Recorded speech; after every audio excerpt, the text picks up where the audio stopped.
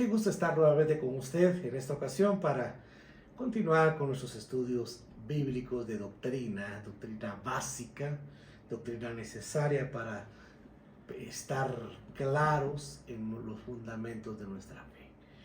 Vamos a seguir platicando desde lo más esencial, desde el principio, para que esas dudas que se vienen, para que esas bases que debemos de tener, las tengamos bien claras.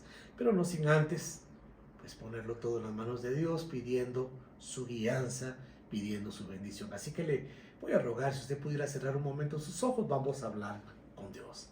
Bendito Señor, amado Padre, Dios eterno, Dios de gloria, te damos gracias por todas tus bendiciones y favores. Gracias, Señor, por la oportunidad que nos das de meditar en tu santa palabra.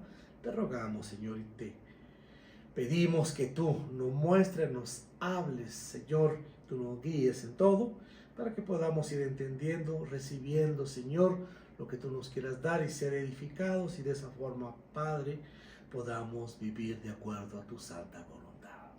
Te lo rogamos, Señor, en el nombre santo y eterno de tu Hijo amado, nuestro Señor Jesucristo.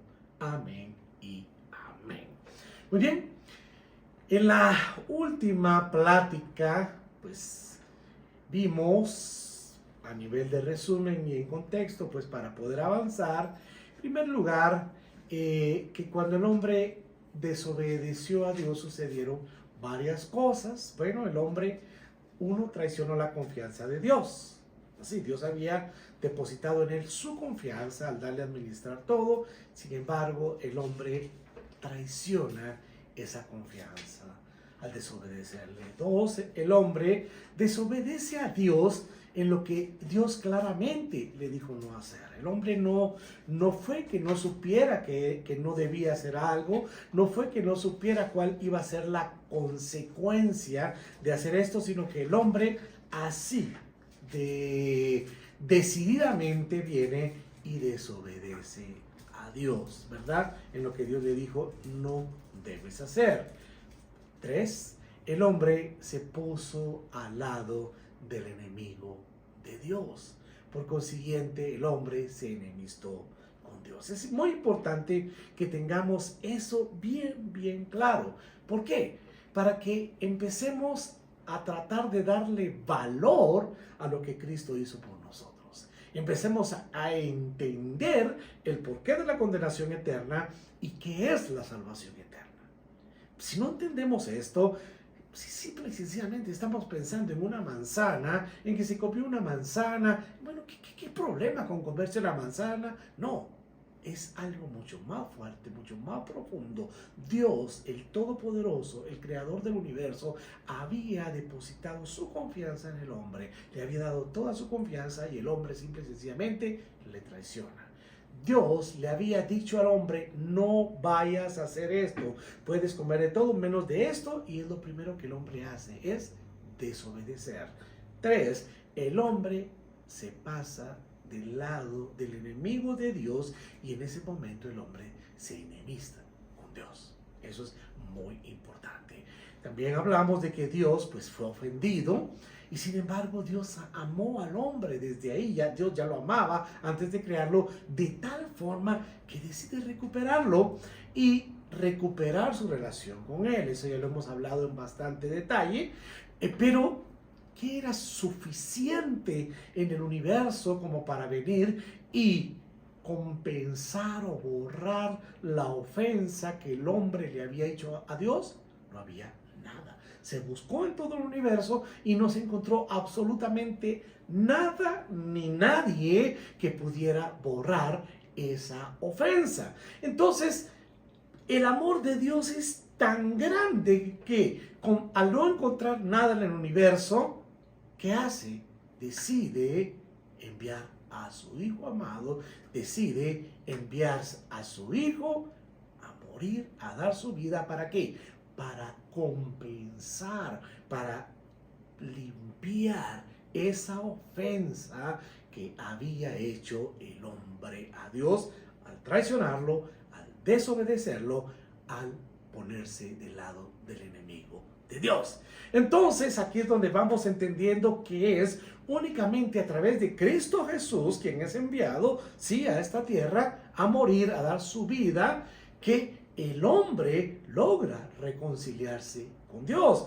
Cristo es quien reconcilia al hombre con Dios. Aquí entendemos entonces que Cristo es el único camino al Padre. ¿Cómo pasó esto? Bueno, hasta aquí que nos quedamos en la última ocasión, en la última plática. Vamos a tratar de ir entendiendo poco a poco, bueno, qué sucedió. En primer lugar, cuando Cristo vino a esta tierra, vino a ofrecer un sacrificio al Padre, oiga bien, ¿para qué? Por el pecado del hombre.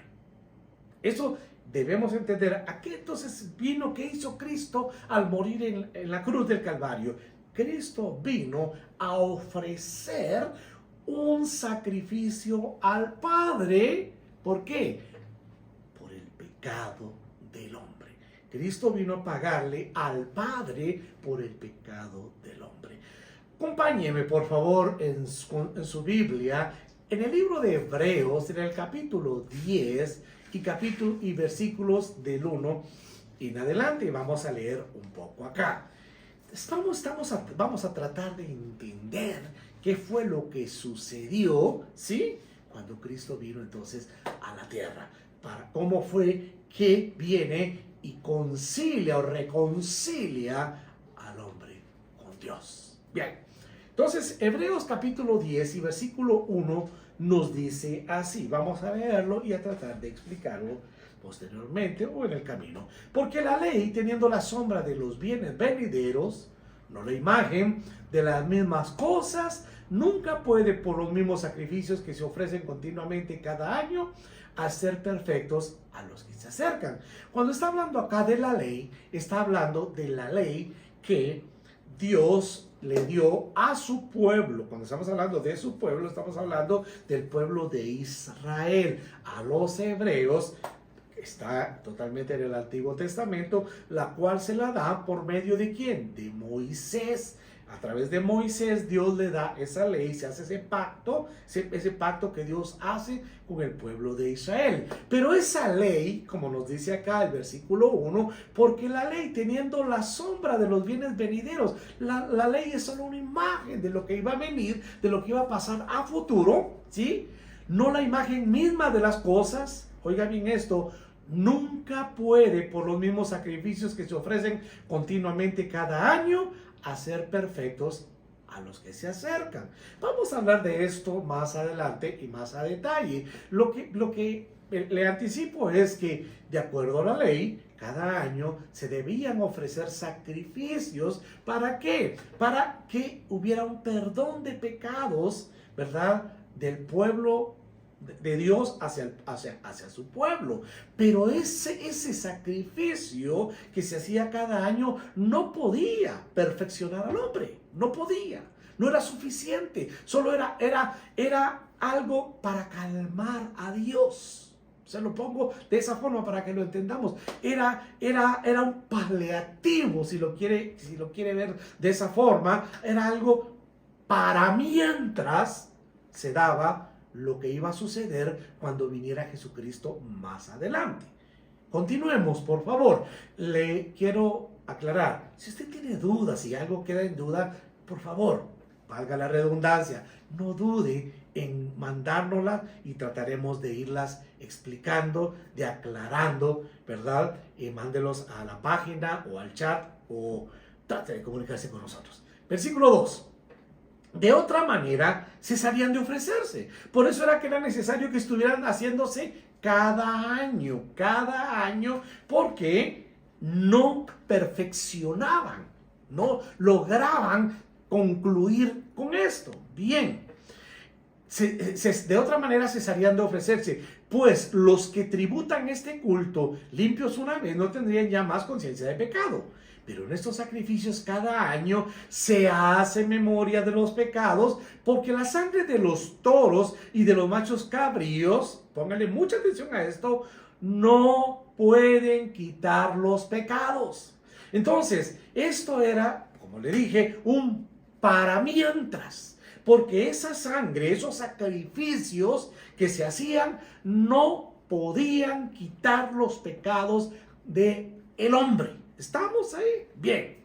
Por lo cual, entrando en el mundo, dice: sacrificio y ofrenda no quisiste, mas me preparaste cuerpo.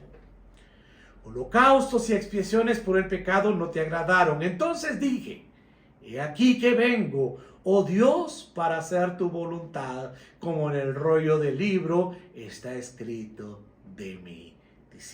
Diciendo primero: sacrificios y ofrendas y holocaustos y expiaciones por el pecado no quisiste ni te agradaron, las cuales cosas se ofrecen según la ley. Versículo 9, y diciendo luego: he aquí vengo, oh Dios, para hacer tu voluntad. Quítalo primero para establecer esto último. En esa voluntad somos santificados mediante la ofrenda del cuerpo de Jesucristo, que dice acá: hecha una vez y para siempre. Entonces, como le dije, primero, ¿qué pasó? ¿Cristo a qué vino a esta tierra? Cristo vino a ofrecer un sacrificio al Padre por el pecado del hombre. La diferencia está, la gran diferencia, que ese sacrificio de nuestro Señor Jesucristo sí quita el pecado del hombre. ¿Estamos? Ese sí es suficiente. Este no era como el que se hacía según la ley, una vez cada año, para mientras venía nuestro Señor Jesucristo, ¿sí? E iba a la cruz y daba ese sacrificio. ¿Y cuál era ese sacrificio? Dar su vida, dar su sangre. ¿Para qué? Para perdón de los pecados de toda la humanidad, quitando el pecado del hombre. Porque en el momento que usted y yo somos perdonados, ese pecado se olvida. Ese pecado no queda ahí más. Cuando somos perdonados por nuestro Señor, los pecados que hemos cometido, Él los lanza a la mar. Él no mantiene ahí el listado para ver si de repente lo utiliza. No, ese pecado ya no está. Él jamás va a echárnoslos en cara. Él entró y mediante ese sacrificio que Él hizo una vez y para siempre, se logra esa remisión de pecados para toda la humanidad, ¿verdad? Eso es a lo primero que Él vino. Entonces, tengamos muy claro eso. ¿A qué vino el Señor Jesucristo acá a la tierra? Y pues Él vino a ofrecer un sacrificio al Padre.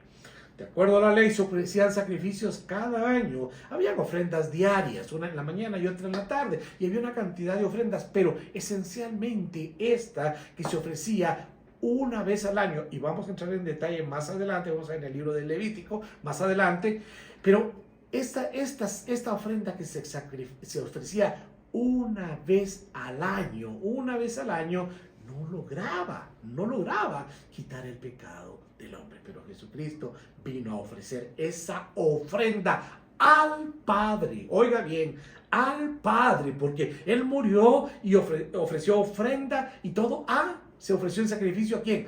A el Padre, ¿verdad? Por el pecado del hombre. Estamos acá. Esto es clave para que vayamos entendiendo esto. Punto número 1. Bien. Como punto número 2, Cristo tomó el lugar que nos correspondía. ¿Por medio de qué? De esa muerte vicaria. ¿Qué quiere decir vicario? Vicario quiere decir en sustitución de. Cristo tomó el lugar que nos correspondía. Nosotros estábamos condenados. De hecho, el hombre nace condenado, pero Cristo vino a tomar ese lugar que nosotros debimos de tener, ¿sí? ¿Por qué? Por nuestro pecado, por esa ofensa. Cristo vino y toma ese lugar de nosotros por medio de esa muerte vicaria. La palabra en sustitución de, o sea, en lugar de, solamente nos expresa parcialmente lo que se llevó a cabo con la muerte de Cristo. ¿Qué implica la muerte del Hijo? Bueno, tratemos de ir entendiendo qué implica la muerte de Jesucristo. Recuérdese de esto. Jesucristo, 100% Dios, 100% hombre. Él se despojó, dice la Biblia. ¿Se despojó de qué? Se despojó de poderes, se despojó de estas cosas, jamás de su divinidad. Jamás de su divinidad. Entonces, nuestro Señor Jesucristo, tenemos al 100% Dios, 100% hombre. ¿Qué significa? ¿Qué implica la muerte del Hijo? Recordemos esto también. Quien murió en la cruz del Calvario no murió Dios, muere como hombre, entrega su vida como hombre, no como Dios. Dios no puede morir, Dios es eterno. Pero como hombre, Él está entregando su vida, porque era necesario entonces que fuera 100% Dios para que valiera esa muerte y fuera 100% hombre para que pudiera morir y resucitar. ¿Qué implicaba? Bueno, punto número 1.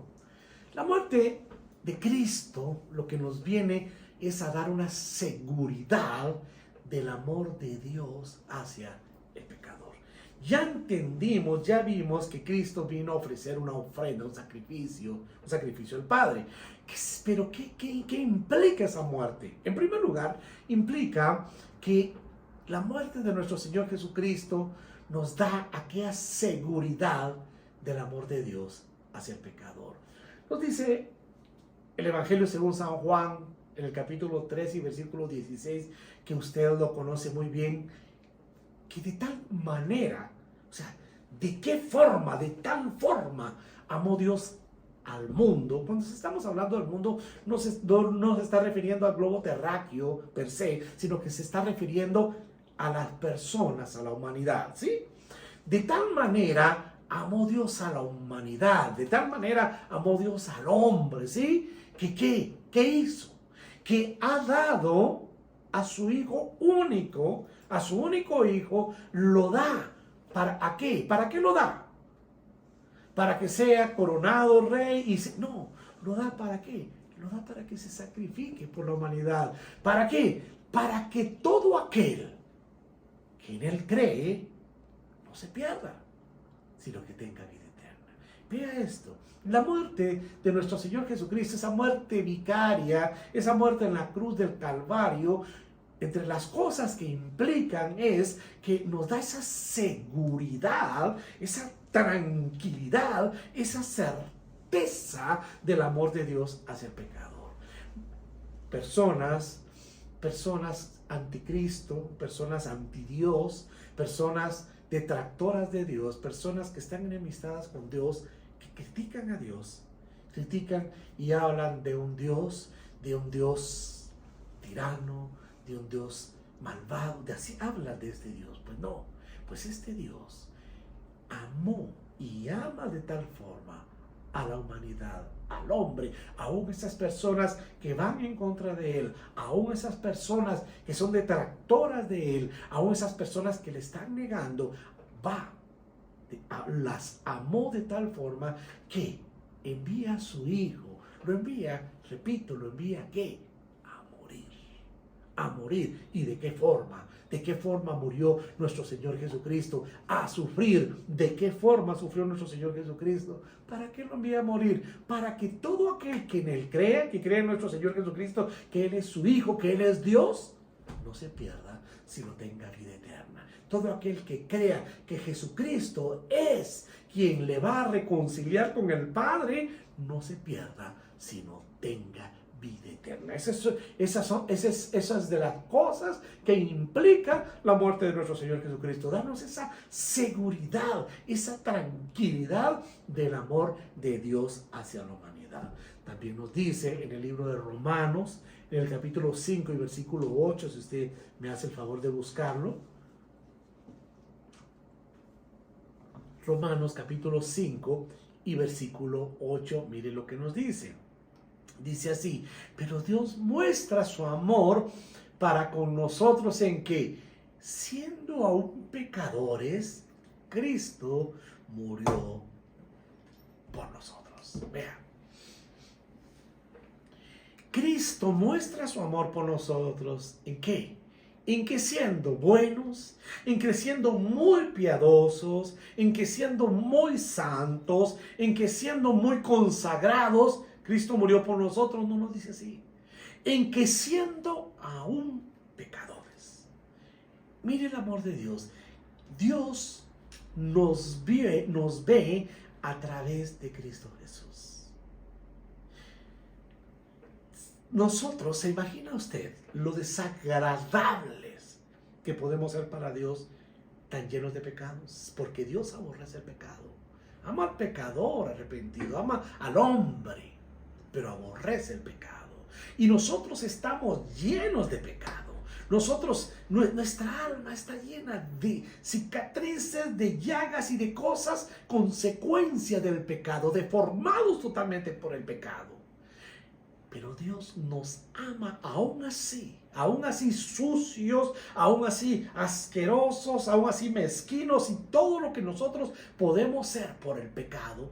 Dios aún así nos ama y nos amó de tal forma que nos lo demuestra, como dice acá en el libro de Romanos, enviando, dice que siendo aún pecadores, Cristo murió por nosotros.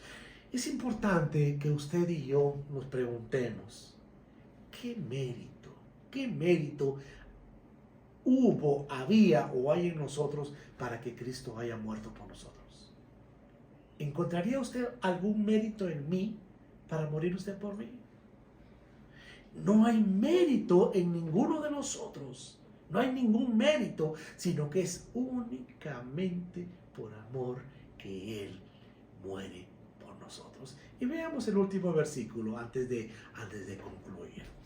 En primera de Juan, en el capítulo 4 y versículo 9, mire lo que nos dice, para que nos quede claro de que entre las cosas que implica la muerte de nuestro Señor Jesucristo es la muestra del amor de Dios hacia nosotros. Miren lo que nos dice primera de Juan 4, 9. En esto se mostró el amor de Dios para con nosotros, en que Dios envió a su Hijo unigénito, ¿qué dice? Para que vivamos por Él. ¿Se da cuenta de esto? En esto se muestra el amor de Dios para con nosotros. En que Dios envió a su único Hijo, a su Hijo unigénito, al mundo, a esta tierra, a este mundo terrible. ¿Para qué? Para que nosotros vivamos por Él. Por medio de Cristo, nosotros podamos tener ¿qué? Vida eterna. ¿Y qué es la salvación? ¿Qué es la vida eterna? Es volver a tener esa comunicación con el Padre. Vamos a dejar acá.